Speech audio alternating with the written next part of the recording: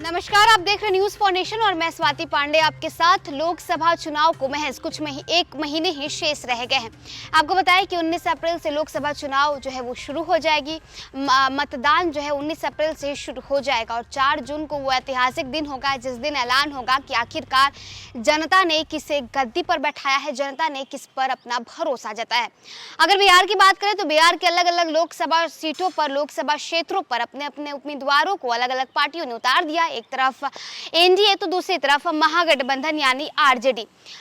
बात करें चिराग पासवान की सीट यानी जमुई की, तो मौजूदा सांसद चिराग पासवान जमुई से सांसद हैं, लेकिन इस बार जब सीटों का बंटवारा हुआ है तो चिराग पासवान ने यह ऐलान किया है कि वो जमुई से चुनाव नहीं लड़ेंगे। उसके बाद से जमुई लोकसभा सीट जो है वो बेहद ही दिलचस्प हो गया है, क्योंकि महागठबंधन की तरफ से यानी आरजेडी की तरफ से अर्चना रविदास को आरजेडी ने यानी लालू प्रसाद यादव ने जमुई से सीट पर उतारा है, तो वहीं दूसरी तरफ लोजपा रामविलास की तरफ से डॉक्टर अरुण भारती को चिराग पासवान ने लोकसभा सीट पर उतारा है, यानी जमुई से उतारा। अब ऐसे में आपको बताएं कि ये लोकसभा सीट यानी जमुई लोकसभा सीट जो है वो बड़ा ही दिलचस्प होने वाला है। आखिर क्यों, बताते हैं।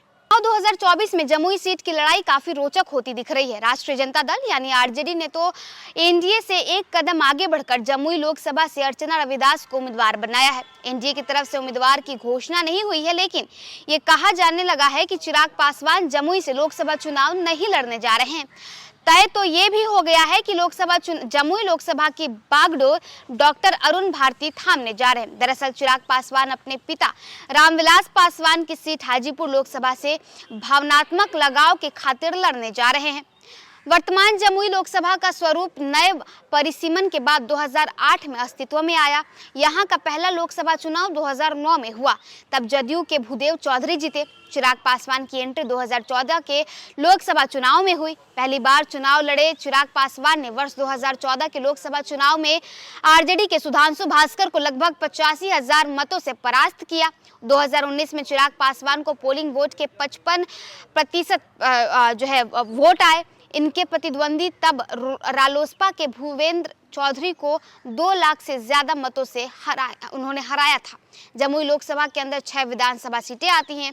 ये शेखपुरा, सिकंदरा, जमुई, चकाई, झांझा और तारापुर है। इन 6 विधानसभा क्षेत्रों की दलीय स्थिति ये है कि 6 विधानसभा में 5 में एनडीए का कब्जा है। शेखपुरा विधानसभा एकमात्र है जहां राजद के विजय कुमार ने जदयू के रणधीर कुमार सोनी को 6,000 से ज्यादा मतों से परास्त किया। सिकंदरा विधानसभा से हम के उम्मीदवार प्रफुल्ल मांझी ने कांग्रेस के उम्मीदवार सुधीर कुमार को 5,000 से ज्यादा मतों से हराया।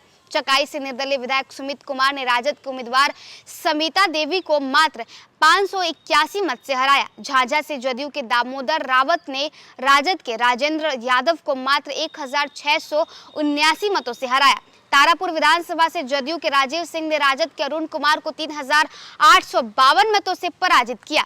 केवल जमुई विधानसभा सीट है जहां से भाजपा के उम्मीदवार श्रेयसी सिंह ने राजद के विजय प्रकाश को भारी मतों से से हराया है।